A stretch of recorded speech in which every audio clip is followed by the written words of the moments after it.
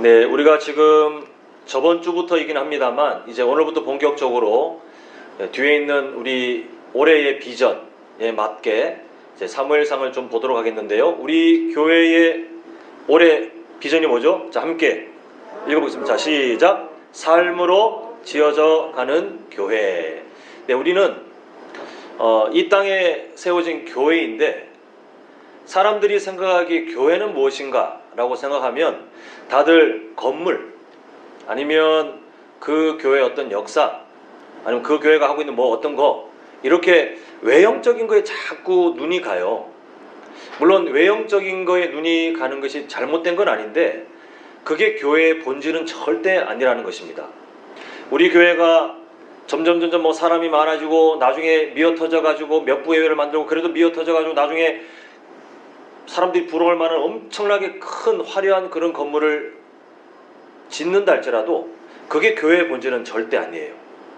우리는 삶으로 우리가 어떤 사람인지 삶으로 우리 교회가 어떤 교회인지가 증명되어야 되는데 오늘날 이 숙제가 이 말세의 때에 우리 모든 성도님들 또 우리 모든 교회들마다 지금 주어지고 있습니다. 그래서 올해 우리 교회는 다른 것도 중요하지만 우리의 삶이 어떻게 지어져 가는가 또 우리 교회가 각자의 사람들이 모여서 교회가 되는데 우리 교회 각 성도들이 그냥 다른 어떤 교회들처럼 교회 출석만 하고 종교 생활하면서 그걸로 충분했다라고 그렇게 이 시간만 뭔가 하는 것이 아니라 여기서 돌아간 다음에 우리 삶 자체가 어떠한지를 깊이 고민하고 또 갈등하고 고민하고 몸부림치고 쉽지 않은 한 해가 됐으면 좋겠어요. 쉽지 않다는 것은 그냥 마음 편하게 왔다 갔다가 아니라 늘 자기 자신과 말씀을 충돌시킬 때마다 우리는 괴로울 때가 많은데 근데 그게 참 건강한 괴로움이거든요.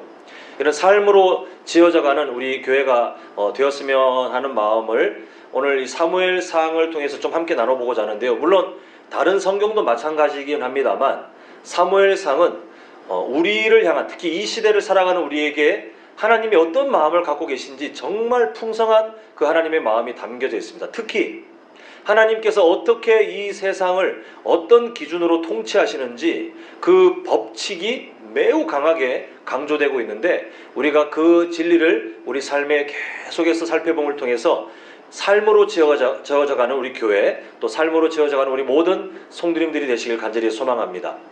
이 사무엘상을 보기 위해서는 하나님께서 왜 이렇게 역사를 이끌어 가셨는지 성경 앞의 내용을 좀 아시는 내용이긴 하지만 간략하게 정리할 필요가 있겠습니다. 하나님께서 이 세상을 만드실 때에 태초에 하나님이 천지를 창조하시니라 라고 시작하면서 세상을 만드십니다.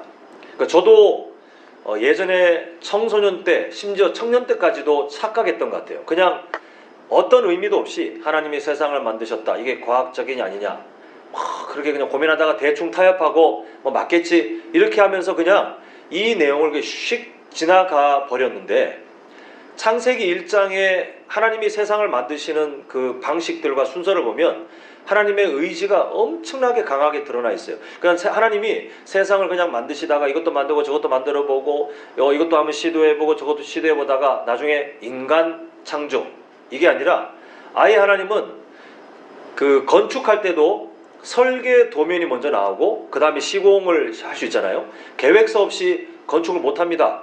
하나님께서 이 세상을 만드실 때 하나님 머릿속에 완벽한 계획이 있으셨는데 그 계획의 목적지가 뭐냐 하면 아름다운 세상 나의 작품이니라 마음껏 누려라가 아니라 인간을 창조하시는 게 세상의 목적지였어요.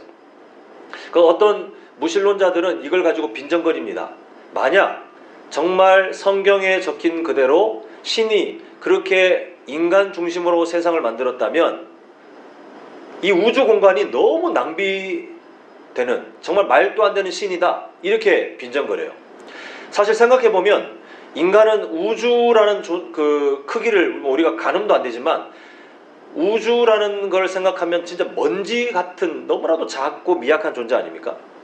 우리가 광활한 우주를 측정하지도 못하고 그러다 보니 이게 마음에 느껴지지도 않지만 생각하면 생각할수록 야 인간 참 더덥다 그렇게 생각됩니다. 그리고 그 우주가 너무 광활해요. 지금도 사실 우주가 팽창하고 있거든요. 더 커지고 있는데 정말 말도 안 되는 정도로 이 큰 우주, 지금도 팽창하고 있는 그 우주의 아주 먼지보다 더 작은 지구 위에, 또 그 위에서도 우리가 찾아보기 힘들 정도로 작은 인간을 하나님께서 만드신 다음에 그 인간을 위해서 이 세상을 만들었다라고 하니, 그 사람들의 논리, 그 하나님의 마음을 모르는 그 사람들의 논리로는 공간 낭비가 맞아요. 너무 공간 낭비예요. 근데 하나님의 마음을 알면 그게 뭐 그다지 중요한 일도 아닙니다. 왜냐하면 하나님께서 사람을 위해 투자하신 그 정도를 보시면, 인간의 죄를 씻기 위해서 누구를 투자하셨습니까? 우주의 공간은 둘째치고 독생자 예수 그리스도, 결국 하나님을 투자하셨어요. 우리한테.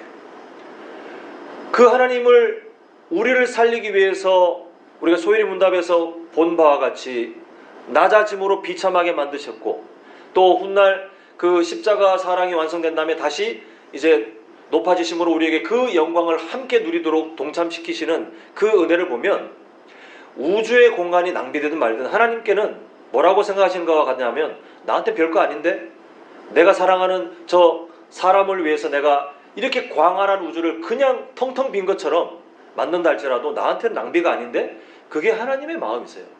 하나님께서는 그렇게 정말 치밀하고, 그리고 인간이 보기에 우주 생각하면 너무나도 티끌처럼 막 어떤 사람은 두려움을 느낄 정도로 우주가 광활하지 않습니까? 하나님은 그 광활한 우주를 보면서 내가 창조한 거야 하고 인간한테 하나님께서 그걸 막 보여주시는 것 같아요. 그래서 우리는 이 하나님께서 만드신 세상에 담긴 하나님의 마음을 먼저 생각해야 되는데, 그게 뭐냐 하면, 하나님께서 사람과의 그 귀한 만남을 위해서 이 세상을 광활하든 말든 하나님께서 정말 치밀하게 만드셔서 이 세상을 만든 신이 바로 나야. 이 세상을 네가 누리도록 내가 만들었어 라고 사람들에게 알려주십니다. 무엇보다 하나님은 인간을 만드실 때 어떻게 만드시냐면, 하나님의 무엇을 따라 만드시죠? 형상 또는 모양이라고 나와 있지만 이게 겉모습을 말하는 게 아니고 성품, 내면을 말하는데, 서로 닮아 있는 존재. 그래서 하나님을 닮아갈 수 있고 하나님을 따라갈 수 있고, 또한 동시에 하나님과 마음이 통하는 존재로 만드시기 위해서 하나님께서는 특별히 다른 피조물과는 전혀 다르게 하나님의 형상대로 사람을 만드십니다. 그래서 made by universe, 우주에 의해서 만들어진 존재가 아니라 우리는 made by 누구예요? God, 하나님께서 만드신 존재로 아예 증명서를 딱 붙이고 창세기가 시작되는 것을 보게 됩니다. 그래서 만약에 질문을 하신다면, 그 왜 인간을 만드셨죠? 라고 한다면, 하나님께서 인간을 만드신 이유, 다른 성경에 있는 내용들을 종합해 보니까 하나님과 친밀한 관계가 얼마나 복된지를 누리게 하시는 게 첫 번째 목적. 두 번째가 뭐냐 하면, 인간들을 통해 이 땅 가운데 하나님의 아름다운 계획들이 실현되도록 하시기 위해서 하나님은 인간을 만드셨습니다. 안타깝게도 이미 다 아시는 흐름이지만, 정말 안타깝게도 하나님께서 만드신 그 세상 가운데 최초의 범죄가 일어납니다. 인간이, 피조물인 그 인간이 하나님께 받은 그 아름다운 것들을 누리고 살면 되는데, 그렇게 예배자로 살면 되는데, 하나님처럼 되고 싶다는 그 말도 안 되는 야망에 넘어가서 그만 하나님 말씀에 불순종하면서 하나님의 자리를 넘보다가 순식간에 타락하는 죄인의 삶이 시작됩니다. 그리고 이 세상에 대표격으로 심어졌던 그 인간의 범죄 때문에 하나님이 만드신 이 세상 전체도 죄로, 또 죄의 저주로 오염되어서 하나님께서 만드신 그 아름다운, 보시기에 심히 좋았던 완전한 세상은 점점 망가지면서 오늘까지 오고 있는 것이 바로 이 세상의 역사의 흐름입니다. 이렇게 하나님의 손길이 묻어있는 하나님의 작품 가운데 죄가 가득해졌고, 하나님의 말씀을 떠나 있다 보니 바른 신앙도 무너져요. 또 바른 신앙이 무너지니 바른 윤리도 무너집니다. 그래서 그 하나님의 세상 가운데 온갖 더러운 짓들이 가득해지는 것을 성경은 우리에게 고발해 줍니다. 결국 홍수 심판까지 당하지만 죄로 오염된 인간에게는 어떤 희망도 없음이 드러나지 않습니까? 하나님 없이 우리끼리 살아보자 라고 바벨탑을 짓다가 하나님이 다 무산시키고 흩어버리시는 그런 참 부끄러운 일까지 나타나는 것을 보게 됩니다. 그때 하나님께서 계획하신 것, 그 바벨탑이 지어진 절망의 자리에 살고 있던 한 사람을 하나님께서 부르시는데 그 사람이 바로 아브라함입니다. 우리 한번 창세기 12장 1절부터 3절 그 화면을 보시면서 한번 보겠는데요. 자, 이렇게 되어 있습니다. 여호와께서 아브라함에게 이르시되 너는 너의 고향과 친척과 아버지의 집을 떠나 내가 네게 보여줄 땅으로 가라. 그 다음에 2절 보시면요, 하나님의 계획입니다. 함께 읽어보겠습니다. 시작. 내가 너로 큰 민족을 이루고 너는 복이 될지라. 자, 3절. 너를 축복하는 자에게는 내가 복을 내리고 너를 저주하는 자에게는 내가 저주하리니. 그 다음에 뭐라고 되어 있습니까? 땅의 모든 족속이 너로 말미암아 복을 얻을 것이라 하신지라. 그 유대인들이 정말 미련한 사람들이에요. 그렇게 본인들이 자신들의 조상이라고 생각하는 그 아브라함, 그리고 그렇게 인정하는 구약 성경, 특히 인정하는 모세 오경에 하나님이 딱 말씀하시기를 3절 끝에 보니까 땅의 모든 족속이 너로 말미암아 복을 얻을 것이라. 하나님의 계획이 이것인데 유대인들은 지금도 이방인들은 그냥 다 멸망당할 존재라고 완전히 성경과 반대되는 마음을 갖고 있어요. 자, 하나님께서 세우신 계획이 뭡니까? 인간들의 그 역사는 죄로 오염돼서 온갖 더러운 거 결국은 절망의 끝판왕이라고 할 수 있는 하나님 없이 우리끼리 살아보자라고 하는 그 인본주의적인 결과, 바벨탑 사건이 있던 그 자리에 하나님의 계획이 있는 아브라함을 부르신 것은 아브라함이 잘나서가 아니라고 성경은 말씀하고 있어요. 똑같이 우상의 자리, 똑같이 그 시대에 물들어 있던 사람이지만 하나님께서 부르신 다음에 연약한 너희 가정, 특히 아이를 낳을 수 없는 너희 가정을 통해 나는 이 시대에 나의 마음이 담길 한 나라를 만들고, 그리고 그 나라를 통해 훗날 내 아들 예수가 태어나서 죄의 문제가 해결되는 그 복, 그 영생의 복, 구원의 복을 온 열방이 마주할 수 있도록 준비하겠다. 이게 바로 하나님께서 갖고 계신 계획이었습니다. 근데 사탄이 가만히 있지 않죠. 온갖 방해를 다하면서 아브라함 가정을 흔들어요. 그 다음에 이삭 가정을 흔들어요. 그 뒤에 야곱 가정을 흔들고, 하여튼 하나님은 이 아브라함을 통해서 갖고 계신 계획이 있었는데 악한 마귀는 어떻게든 방해를 하면서 흔들지만 하나님은 그 방해 속에서도 역전승을 일으키시면서 결국은 이 야곱 가정 70명이 애굽에 들어가서 정말 큰 민족으로 성장하게 하시는 것을 우리가 다 알고 계실 줄 믿습니다. 그때 악한 마음을 먹은 강대국 애굽이 이 이스라엘 백성들을 노예로 삼아서 430년이라는 긴 시간 동안 정말 희망이 없는 존재로 만들고 억압하고 하나님의 나라가 될 사람들을 노예로 만들어서 자신들의 그냥 이익에 동참시킨 거 아닙니까? 근데 하나님께서 그때 강권적으로 나타나셔서 하나님의 권능으로 구원해 주신 다음에 하나님은 노예였던 그 사람들에게 먼저 계약을 하시면서 너희들은 나의 백성, 나는 너희들의 하나님, 너희들의 왕, 너희들의 통치자, 인도자가 될 것이다 라고 약속하시면서 이스라엘 백성들을 하나님께서 미리 예비하신 가나안 땅으로 데려가십니다. 그 은혜를 알면, 자신들의 힘으로 될 수 없었던 일을 경험했다면 그 은혜를 기억하며 자자손손 대대로 오직 하나님만 경외하는 그런 나라가 되어야 되는데, 참 죄로 물든 인간은 어쩔 수가 없어요. 하나님이 그렇게 은혜를 주시지만 무슨 그 밑 빠진 독에 물 붓는 것처럼 그 은혜를 주셔도 다 까먹고 그래서 우리가 저번 주에 보았던 사무엘상 들어가기 전에 우리가 그 삶의 그 시대 배경을 알기 위해서 보았던 사사기서가 딱 그거 아닙니까?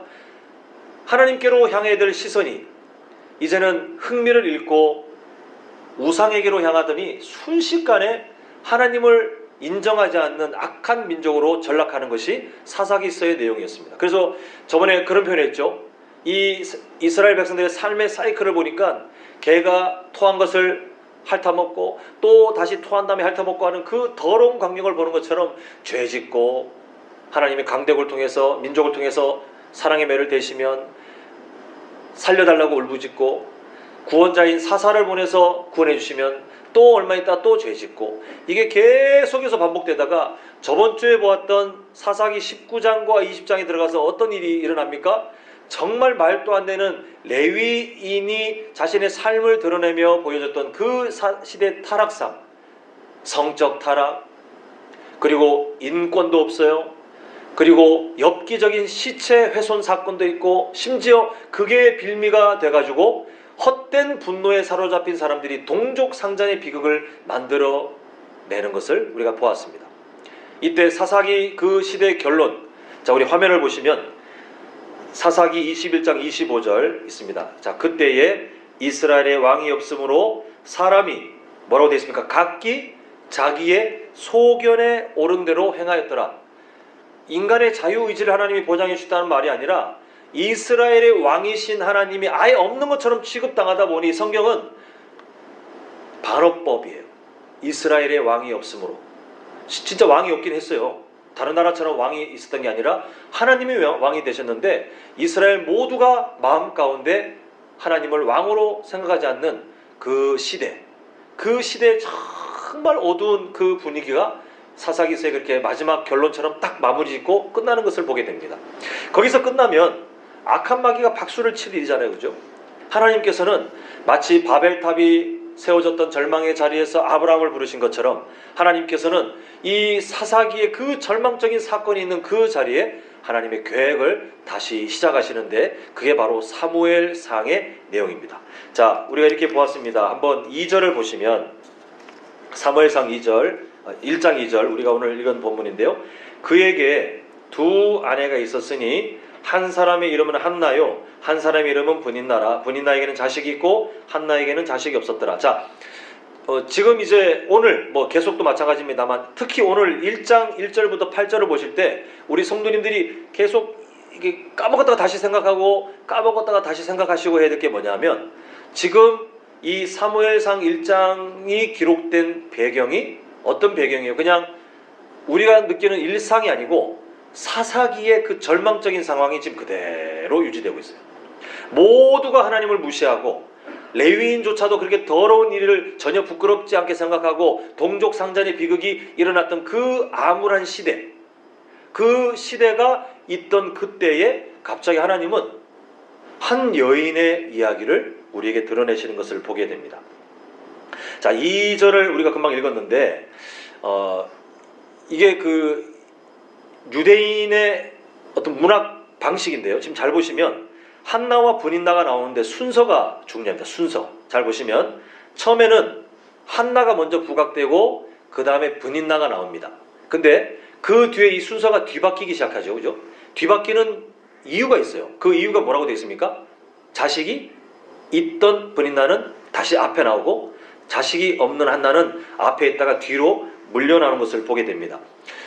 이게 성경이 지지하는 그 진리가 아니라 그 시대의 참 안타까운 부분인데, 노동력이 중요했던 시대다 보니 우리나라도 똑같은 흐름을 겪었잖아요. 이게 사람들의 마음이 그렇게 그냥 해석이 되는 것 같아요. 노동력이 중요하다 보니 그 노동력의 중심이 될 남자를 낳아주는 여자가 그 시대에는 최고의 여자, 그 시대가 바로 이 시대였어요. 지금 한나가 하나님께서 브닌나보다 앞서 나오도록 그렇게 보여주시지만 왜 다시 뒤집으냐면, 그 시대의 그 가치관 때문에 한나는 비참한 인생이었어요. 그리고 그 시대에 또 유대인들의 사고방식에 의하면 아이를 못 낳는 것은 어떻게 해석됐냐 하면, 참 잘못된 해석인데, 하나님께 저주받은 여자, 얼마나 하나님께 저주받았는지 아기도 못 낳는다고 그렇게 취급당했던 시대예요. 그러다 보니 이 한나는 아이 없는 것도 서러운데 더 큰 서러움이 뭐냐 하면, 하나님이 나를 버리셨나?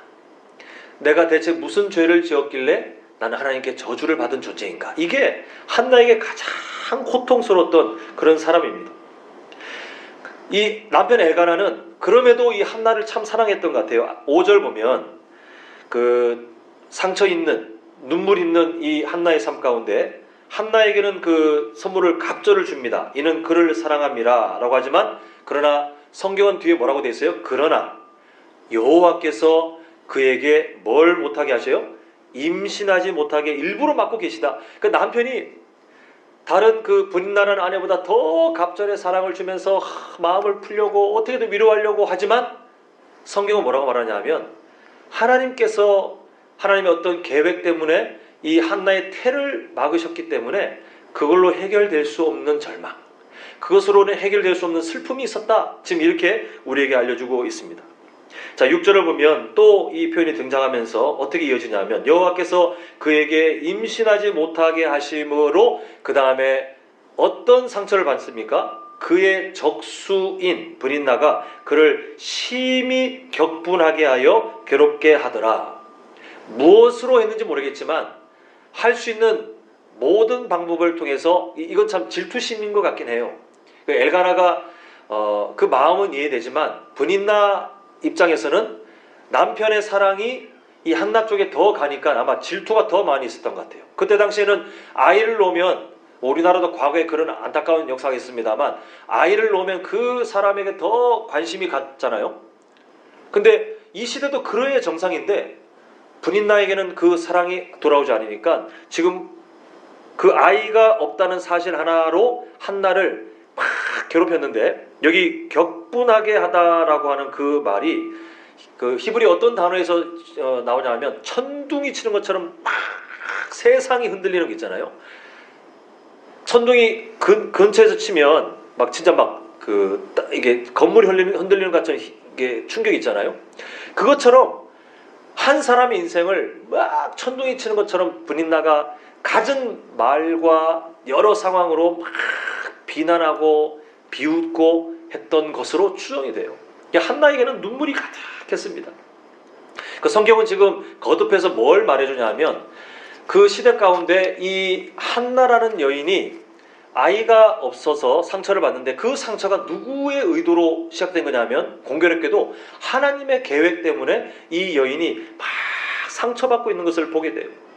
계속해서 상처받아요. 이게 그냥 몇 번이 아니라 계속해서 상처받아요. 그때 이 눈치 없는 남편 엘가나의 말을 보십시오. 여기 있는 저를 포함해서 모든 남편들이 정신 차려야 되는데요. 절대 팔절 같은 일을 하면 안 됩니다. 지금 보니까 그의 남편 엘가나가 그에게 이르되 한나여 어찌하여 울며 어찌하여 먹지 아니하며 어찌하여 그대의 마음이 슬프냐. 그 다음에 뭐라고 되어 있어요?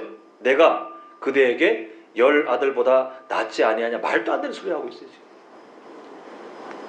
지금 한나에게 있는 상처를 전혀 공감하지 못하고 내가 있으면 되지 않소라고 선물 주면서 그걸로 물론 자신에겐 최선이겠지만 한나의 그 아픔은 엘가나의 이런 말로 어떤 선물로 관심으로 해결될 수 없는 정말 마음 깊이 있는 상처에 또 주변 환경도 자신을 공격해요. 또 아까 신앙적인 부분 하나님의 마음은 그게 아니지만 자기 스스로 해석하기를 나는 하나님께 저주받은 존재인가. 이게 가장 큰 고통이었다라고 성경은 말하고 있습니다.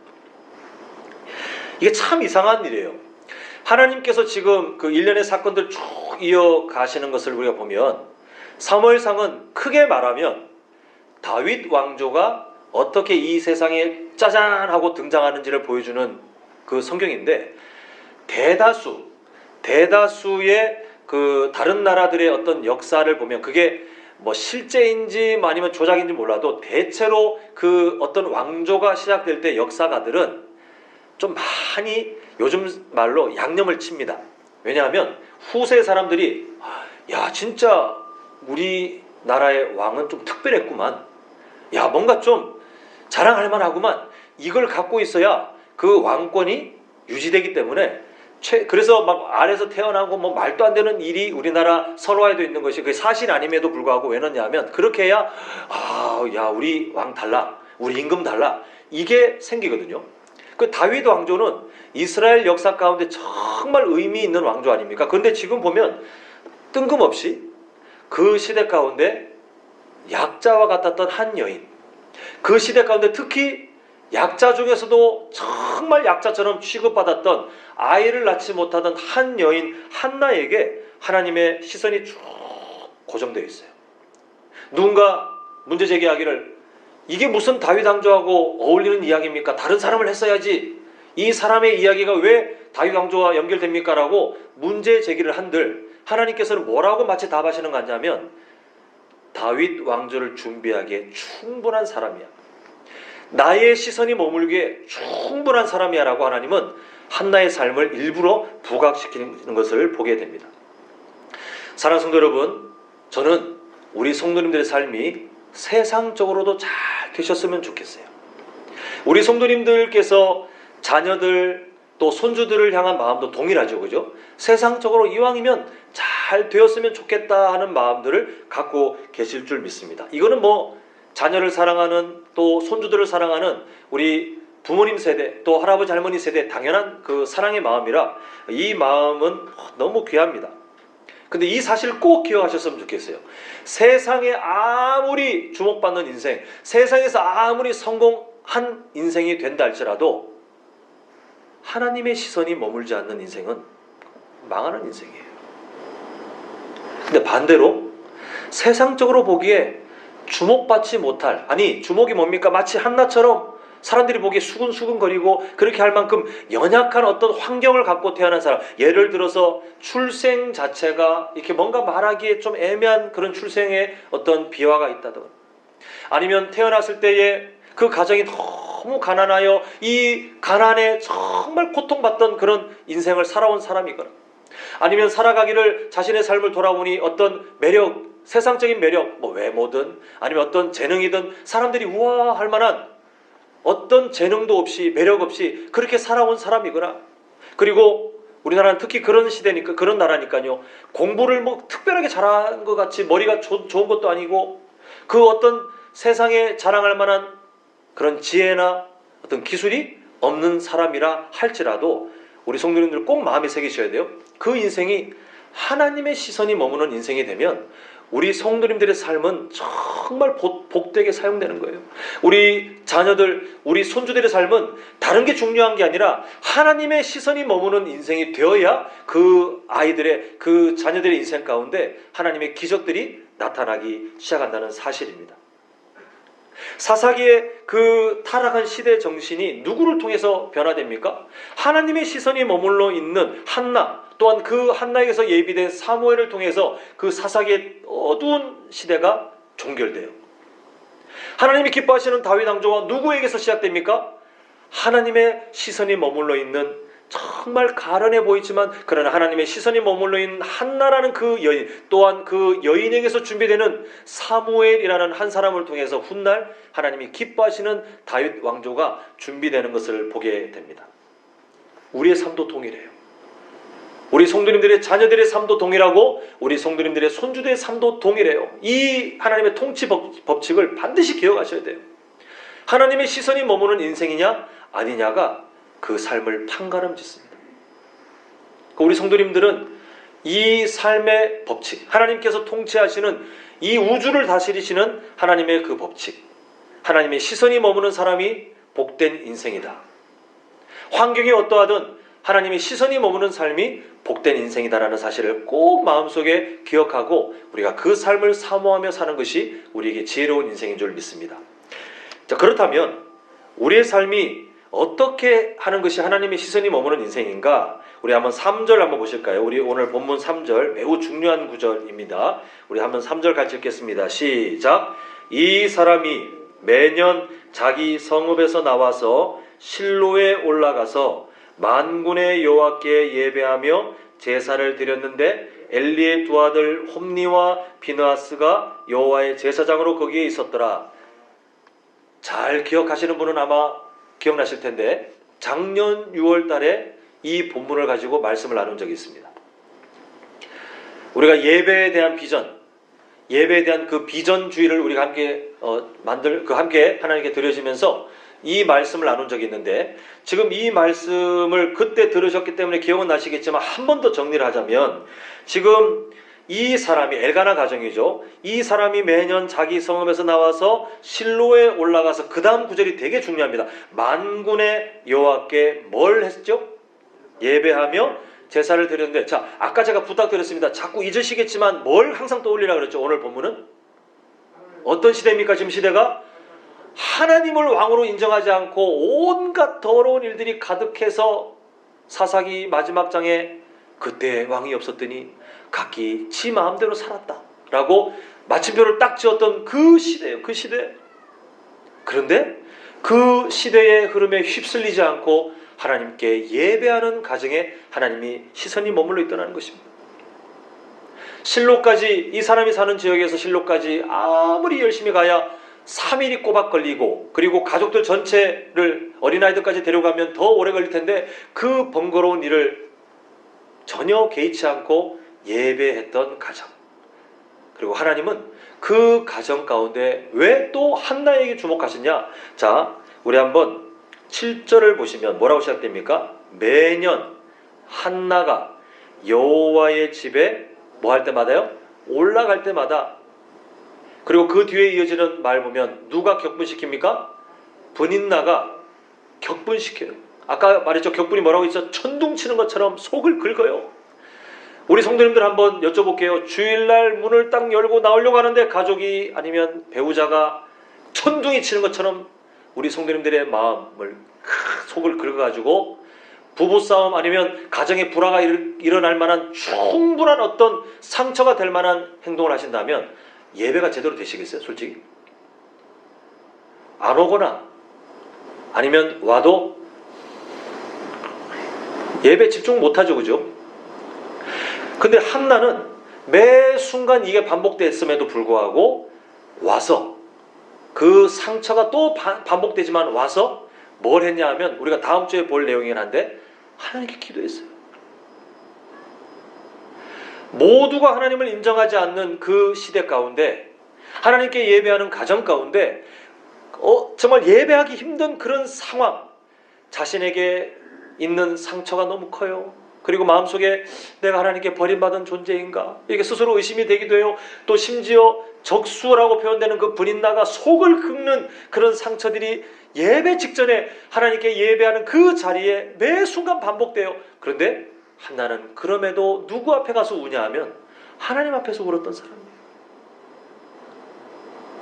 성경은 한나가 그렇게 했던 그 시대를 적나라하게 보여주기 위해서 3절 뒤에 가보면 엘리의 아들들인 홈니와 비느하스가 있었더라라고 갑자기 뜬금없이 그 내용을 뺀 게 사실 흐름이 쫙 내용이 이어지는데 왜 그 내용을 넣었느냐? 우리가 후에 볼 내용이지만 요즘으로 치면 목사가 여자 성도와 더러운 짓을 하고 교회 재정을 빼돌리고 그래도 전혀 문제 삼지 않고 했던 그런 시대였다라고 성경은 고발하고 있는 거예요. 그런데 그런 시대인데 엘가나 가정은 특히 그 안에서 한나는 모두가 예배하지 않는 시대 가운데 그리고 상처가 득실득실거리는 자신의 현실 가운데 그럼에도 불구하고 하나님께 무릎 꿇는 사람이었기 때문에 하나님의 대답.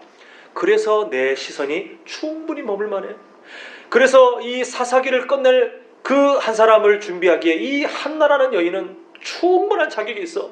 다윗 왕조를 준비하기에 세상적으로는 가련해 보이지만 그러나 내가 이 사람의 삶을 사용하여 훗날 내 마음에 합한 다윗을 준비하기에 전혀 문제가 없는 나의 귀한 일꾼이야 라고 하나님은 그렇게 한나를 인정해 주시는 것을 보게 됩니다. 이제 말씀을 맺고자 합니다. 사랑하는 성도 여러분, 각 시대마다 그 시대를 채우는 철학이라는 게 있어요. 문화라는 것이 있어요. 눈에 보이지 않습니다. 우리 성도님들께서는 이게 뭔지 체감하지 못해도 이미 젖어 있어요. 이렇게 한번 상상해 보시면 좋겠습니다. 요즘은 뭐 그런 일이 거의 없지만 예전에는 교회들이 여름에 항상 수련회 가면 아이들 데리고 수련회 가면 항상 어디를 끼고 가냐면 강이 있는데 왜냐 물놀이 시켜줘야 되니까 요즘은 그래도 시대가 좋아가지고 뭐 조금만 가면 물놀이 할 수 있는 어떤 풀장 이런 데 갈 수 있지만 그때는 기껏해야 강 옆에 있는 어떤 교회를 빌려서 수련회하고 또 이게 물놀이 시켜주고 그게 일반적인 문화였어요. 근데 그 강이 때를 잘못 맞춰가지고 장마 막 온 다음에 하필 미리 정해놓은 수련회 날짜가 있잖아요. 그러면 가면 수영을 할 수 있느냐? 못해요. 물살이 너무 세가지고 들어가면 죽는 거예요. 근데 이 시대의 철학과 그 문화가 그래요. 우리는 못 느끼지만 사람이 이 허벅지 이상의 물만 들어가도 휩쓸린다고 하더라고요. 별것 아닌 것 같지만 그 물 세기가 강할 때에 발목 정도만 돼도 막 휘청거리고 이 허벅지를 넘어가면 그때 사람은 휩쓸린다고 하는데 마치 그런 강물 한가운데 우리는 서 있는 것처럼 이 시대의 문화는 우리를 막 거칠게 그리고 온 몸에 그 강물이 묻도록 그렇게 하고 있어요. 그러니까 우리는 가만히 있지만 우리의 삶이 어떠냐면 그냥 가만히 있잖아요. 물살이 확 오면 그 물살에 이끌려 우리가 점점 뒤로 갈 수밖에 없을 만큼 이 시대의 철학과 문화는 한 사람의 삶을 강하게 끌고 가요. 그러다 보니 이 시대가 어떤 특징을 갖고 있습니까? 하나님의 말씀이 무너진 건 이미 오래전이고 말세의 끝이라고 부를 정도로 교회가 교회다움을 잃고 성도가 성도다움을 잃고 그리고 문화는 발달하지만 그러나 하나님을 향한 마음은 점점 죽어져 가는 그 시대의 문화가 교회를 덮치고 가정을 덮치고 그리고 심지어 우리가 하나님의 말씀으로 잘 양육해야 될 우리 자녀들을 다 덮쳐놨어요. 이 시대의 흐름 가운데 휩쓸린 교회, 휩쓸린 가정, 휩쓸린 사람들의 삶이 너무 많이 있어요. 근데 하나님께서 뭐라고 하시냐면 오늘 본문을 통해서 우리에게 말씀하시기를 그 사사기의 어두운 시대 가운데서도 그 거친 물살을 뚫고 매 순간 예배했던 엘가나 가정 그리고 예배를 하기 힘들 정도로 극심한 그 스트레스와 상처 가운데 있었던 그런 여인이었지만 그러나 그 상황을 뚫고 휩쓸리지 않고 하나님께 그저 엎드려 울며 기도했던 한나. 그 한나를 통해서 그리고 그 뒤에 한나를 통해 준비되는 사무엘을 통해 하나님이 어떠한 일을 하는지 너희들이 보라라고 하시면서 우리에게 이 시대에 휩쓸리지 않는 구별된 삶이다라고 우리를 초청하고 계시는 것을 보게 됩니다. 이것은 쉽지 않습니다. 그냥 물살을 우리가 등지고 가면 얼마나 쉽게 가요? 근데 그 물살을 거슬러 올라가면서 하나님이 가르치는 진리를 향해 점점 가까이 다가가는 것은 정말 힘든 일이에요. 정말 버거운 일이에요. 여기 자녀들을 지금 키우는 성도님들 장성하다면 더 힘드실 것이고 이제 점점 장성할 때마다 우리 성도님들의 말을 더 안 들을 텐데 그 아이들이 만나는 세상 문화가 어떻습니까? 교회에서 가르치는 진리가 이제는 먹히지 않아요. 심각한 위기 상황을 교회는 맞고 있어요. 근데 그게 거친 강물처럼 우리 자녀들의 삶을 이미 덮치고 있어요. 이미 그렇게 젖어 있어요. 그래서 우리가 극복할 수 있는 유일한 비결이 뭐냐 하면 교회도 힘을 써야 되지만 가정도 함께 힘을 써야 돼요. 그 아이들의 인생이 그대로 두면 죽는다는 것을 깨닫고 정말 하나님께서 맡기신 그 사명으로 알고 교회도 몸부림치고 가정도 몸부림치면서 이 자녀가 이 시대에 정말 말씀을 우습게 여기고 그리고 교회를 다니긴 하지만 그냥 문화로 취급하게 되는 이 거친 강물과 같은 이 시대의 철학과 문화 속에 한 걸음 한 걸음 진리를 향해 이 시대에 휩쓸리지 않는 그런 하나님의 구별된 사람으로 자랄 수 있도록 우리 정말 함께 힘을 모아야 돼요. 함께 지혜를 모아야 되고 할 수 있는 한 모든 방법을 우리는 찾아야 될 줄 믿습니다. 바라기는 우리 성도님들 우리가 먼저 그렇게 살아야 돼요. 우리가 한나처럼 이 시대의 흐름 가운데 휩쓸리지 않고 오직 하나님만 바라보는 그 마음, 그게 하나님을 존중하는 마음이고 그 삶이 하나하나 모아지면 바로 이 삶이 되는 거예요. 삶으로 지어져가는 복된 삶이 되는 거예요. 이 시대는 하나님께서 알곡과 죽정이를 구분하시기 위해서 지금 우리 각자에게 우리의 삶을 증명하도록 하는 시대입니다. 증명하셔야 돼요. 직분이 뭐라고 그 직분으로 증명되는 게 아닙니다. 교회에 살아온 연수가 뭐라고 그걸로 증명되는 게 아니에요. 내 삶으로 증명되는데 이 시대의 철학과 문화가 아무리 우리 성도님들을 덮치면서 하나님의 말씀에서 떠나게 만들고 이렇게 해야 성공해, 이렇게 해야 세상에서 잘 살아라고 아무리 유혹해도 하나님의 말씀에 이끌려 살아가기로 몸부림치고 그 어떤 환경이 있다 할지라도 차라리 하나님 앞에서 우는 것을 선택하는 우리 성도님들의 삶이 있을 때에 그때 삶으로 지어져가는 가정, 삶으로 지어져가는 교회가 완성되기 시작하는 겁니다. 부탁드리는 것은 아까 말씀드린 것처럼 우리 아이들 위해서 정말 간절히 기도해 주십시오. 간절히 기도합니다 목사님. 당연한 거 아닙니까? 예, 맞아요. 그런데 기도의 제목들을 잘 보셨으면 좋겠어요. 세상에 잘 사는 방법들을 위해서 기도하신다면 그거 빨리 멈추셔야 돼요. 그거 좋은 거긴 합니다만 우리 자녀들이 하나님의 시선이 머무는 인생이 되면 하나님이 다 알아서 해주시는 거 아닙니까?